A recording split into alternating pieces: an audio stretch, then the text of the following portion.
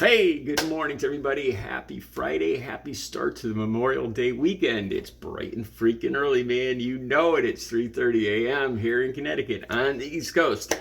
I'm going to be going to the beach this weekend, the East Coast here in Connecticut, possibly Rhode Island, some other areas, and watch the videos coming up this weekend. All right. I recorded a video yesterday. It's Friday morning right now. The start of the Memorial Day weekend. And yesterday I recorded a video about a street takeover in Tallinn, Connecticut, which is maybe only 15 minutes from where I'm sitting right here. And it is, I've watched it several times. It's scary. It's just downright, I get angry and I get scared watching it. It's a bunch of kids, a street takeover. And apparently this woman, I don't know how she happened upon this. I don't know if she intentionally drove into it and stopped, or if she just accidentally got into the middle of it. And these kids all go running up, kids, young adults, teenagers go running up and just demolish the car, jumping on top of it. And she stays calm. She gets out of the car and tries to looks like you can't really hear her voice, but looks like she's trying to reason with these large teenage guys and girls all around her, jumping, kicking the car, demolishing her car. I'll put the latest links up down below. I'm not sure legally if they've caught anybody, because I'm sure they're gonna. Most of these kids had masks on their face or hoods on, but I'm sure they're gonna. You know, kids can't keep their mouths shut. That's one thing I learned when I was younger. Okay, the reason I'm making this video is because when I pick a story, I talk about things that I can relate to. I talk about empathy a lot, but I don't want to sit here and talk about something. I've talked about this before, how Bo, the fifth column, talks about police tactics and the army and military tactics. Those are things, that's his forte. That's what he knows about. That's what he talks about. I don't talk about those things because I don't know jack about them. I do know about bad behavior. I do know about drug use. I do know about violence. These are things that I encountered. This is the reason I'm making this video right here. This is a pre. I'm going to tack this onto the actual video. I admit something. I talk about something, and it just popped into my head. Like I've said, I'm 57 years old, and hundreds of things have happened in my life. Some good, a lot bad, and this memory came up as I was making the video, and I am truly ashamed of it. The reason I talk about it is because I don't want to say proud, but I'm not the same person anymore. If I still had that, and you'll know what I'm talking about, because I talk about an incident where me and my friends, I got scared that a gay man recognized me, and we did the same thing to his car. And I've regretted this my entire life. For the last 35, 40 years, I've regretted this. I haven't forgot it, and I'm sure the guy I did it to hasn't forgotten either.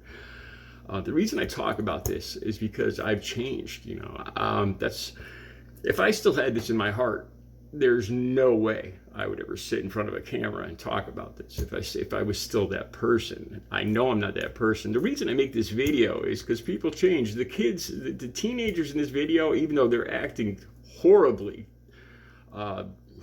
violently, they could and probably will grow up to be, most of them, half of them, I don't know what the statistics are going to be, but there's a good chance a lot of them will learn from this mistake, hopefully, and remember it and make amends for it, and turn into a valuable human being, a human being with a good soul. I debated about showing this video, about talking about this. That's the reason I haven't downloaded it yet. It's one of the most shameful things I've done.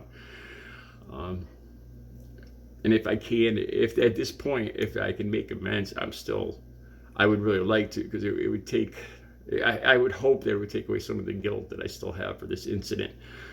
So I just wanted to say that before you see this video. All right, here it is. Have a good Friday. Hey, good morning to everybody. Happy Thursday. It's Daryl here. It is bright and freaking early, man. It's 3:30 a.m. here in Connecticut on the East Coast. Okay, on my community page, I posted a video yesterday of an incident that just happened over the last weekend. I think it was just a few days ago in Tolland, Connecticut. Now, I am only about 15 minutes away from Tolland. It was what they call a street takeover. I think they call themselves. There was different groups, LG Clown Boys. I actually found the video on Reddit. Uh, it's probably one of the people that, I'm not sure if it's one of the people that were actually there. The links will be down below. Also, there's the major media news stories here in Connecticut of this incident. Now, those links down below. But right on top, I'll have the video, the direct video from Reddit that was posted on Reddit. It's a troubling video. When I watch this video, Ron DeSantis just announced his run on Twitter yesterday, and apparently the servers crashed, and it was a big skull, a big mess. And he talked about how America, you need law and order. And as I watch these kids and what they're doing in the street, I think to myself, oh my God, these kids don't even realize, they're damning their future. There's going to be repercussions for this. People like Ron DeSantis will get more popular. The whole law and order thing will become more popular when these videos get out of kids doing this. Back in my day, I'm gonna talk about. I did this. I did this too, and I'm gonna talk about that. I've been debating talking about this morning. I just remember this incident, and I'm ashamed of it. And it's something I did in my youth, and it was similar to what happened in this video. Anyway, like I was saying, Ron DeSantis will get elected. I also saw that the poet laureate, Amanda, I can't remember her last name, that spoke at Joe Biden's inauguration, her poem is now banned in a school, in a Florida school. And it scares me. Ron DeSantis might become president. He announced his run for president. And when I see stuff like these kids acting out, misbehaving, it's more than misbehaving in this way, it makes me think the pendulum will swing in the other direction. Okay, now I'm not sure if I want to talk about this because it's one of the most shameful things I ever did. Me and my friends were out looking for trouble, drinking one night. And we wandered into an area that's frequented by this was got to remember, guys, I'm very embarrassed about this. This was almost 40 years ago, probably around the mid 80s. And we were in an area that was frequented by gay people cruising.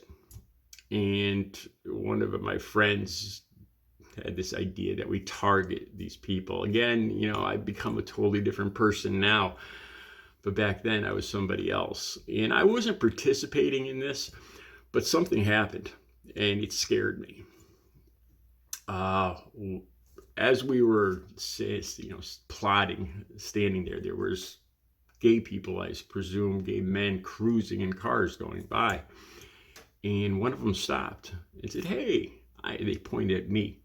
Said, hey, I know you. You're from the store.